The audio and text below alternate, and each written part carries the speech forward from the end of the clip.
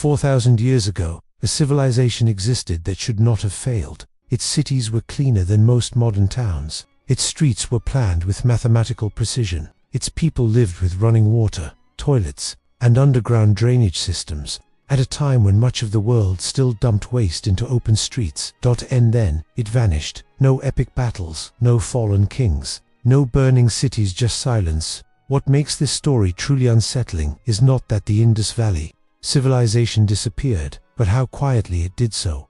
Tonight, we will uncover why the Indus Valley Civilization disappeared suddenly, and why the real answer is far more disturbing than invasion, disaster, or war. But to understand how it ended, we must first understand why it was never supposed to fail at all. Long before Rome, long before Athens, long before the world had learned to write history properly, the Indus Valley Civilization was already thriving, stretching across present-day Pakistan and northwest India. It covered more than 1.25 million square kilometers, larger than Egypt and Mesopotamia combined. Its major cities, Harappa, Dholavira, Lothal, were not accidents of growth. They were designed, perfect grid patterns, wide main roads, narrow residential streets, cities divided into clearly defined zones. But what shocked archaeologists the most wasn't the size, it was the infrastructure. Nearly every house had a private bathroom to a well, or access to clean water. A drainage system connected to underground sewers. Wastewater flowed beneath the streets through covered brick channels, something Europe would not master until the 19th century. This was not primitive living, this was urban sophistication, and yet, there were no palaces, no royal tombs, no statues of kings, which leads us to the first great mystery. Who was in charge of this civilization? Every ancient civilization we know left behind symbols of power. Egypt had pharaohs, Mesopotamia had kings, China had emperors, but the Indus Valley, nothing. No crowns, no inscriptions praising rulers, no grand monuments built to glorify individuals. Instead, archaeologists uncovered massive granaries, public baths, warehouses, workshops. Everything pointed to central coordination, but not centralized power. This civilization may not have been ruled by kings, it may have been ruled by systems. Standardized brick sizes across thousands of kilometers, uniform weights and measures, identical city layouts. This level of uniformity suggests strong governance, but not tyranny. A society built on order, planning, and cooperation, and for centuries, it worked, until something fundamental changed. The Indus Valley Civilization owed its success to water, not just the Indus River, but a complex network of rivers that once crisscrossed the region. One of them, often linked to the Hakra River, may have been one of the most important rivers of the ancient world. Today, it is mostly dry. Satellite images reveal ancient riverbeds buried beneath deserts, ghost rivers that once fed cities and farms. For centuries, these rivers supported agriculture, enabled trade, stabilized food supply, but nature is never permanent. Gradually, tectonic shifts altered river paths, monsoon patterns weakened, rainfall became unpredictable, floods destroyed crops one year, drought starved them the next. Agriculture, the backbone of civilization, began to fail. But here's the contradiction. Other civilizations faced climate change and survived, so why didn't this one? The answer lies in what once made the Indus Valley great. Standardization was the Indus Valley's greatest strength. And its greatest weakness. Everything followed strict rules, brick dimension, layouts, drainage systems. This created efficiency, but not flexibility. When rivers shifted, cities couldn't easily relocate wells. When rainfall patterns changed, agricultural systems couldn't quickly adapt. Instead of evolving, the system stressed. People began leaving cities, not in panic, but gradually. Families moved eastward toward regions with more reliable rainfall.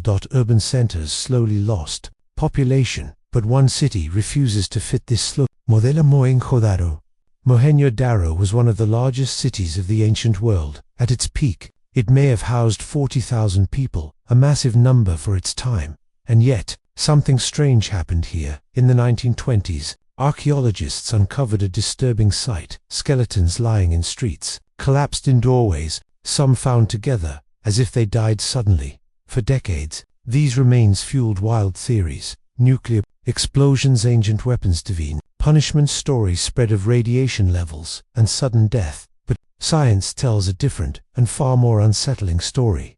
Later, analysis revealed something crucial. The skeletons were not from the same time period. They did not die together. Many showed signs of disease, malnutrition, exposure. There was no evidence of mass violence, no signs of catastrophic destruction. So why were they left unburied? Because by the time they died, the city had already lost its social structure. No authority remained to organize burials. No system existed to care for the dead.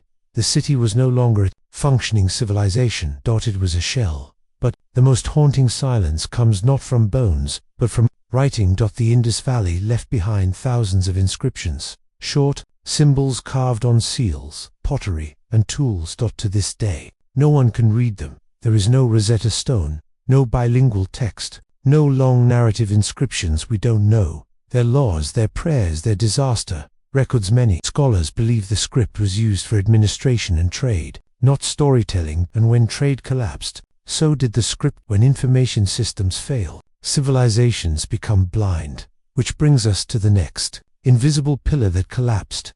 The Indus Valley Civilization was not isolated. Artifacts show trade connections. Mesopotamia 2 Persia 3 Asian seals have been found thousands of kilometers away. This trade brought 1 wealth to stability 3 exchange. But trade depends on predictability. When climate instability disrupted agriculture, 1 production slowed, 2 export declined, 3 foreign partners turned elsewhere. Without trade, cities lost resources.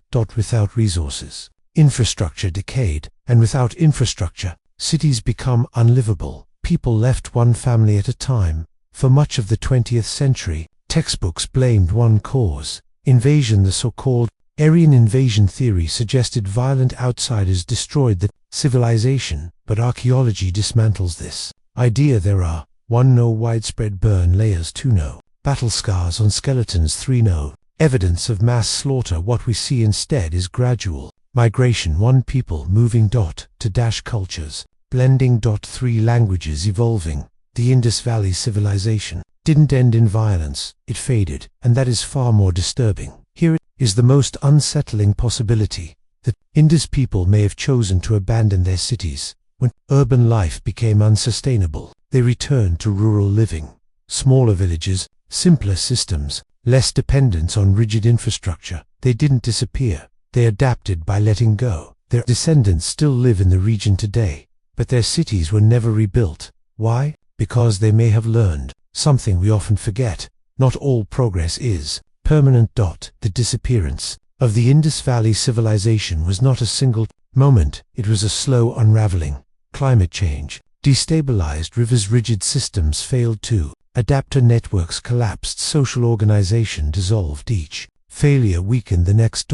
Until one day, the cities were empty. No drama, no final battle. Just abandonment. The ruins of Mohenjo Daro still stand unfinished, silent. Archaeologists continue to uncover seals with unreadable symbols, abandoned home streets that once echoed with life, and buried beneath them may be answers we still cannot read. Because the Indus Valley Civilization didn't just disappear from history. It disappeared from memory. So why did the Indus Valley Civilization disappear suddenly? Not because of war, not because of invasion, not because of a single disaster, but because of interconnected failures.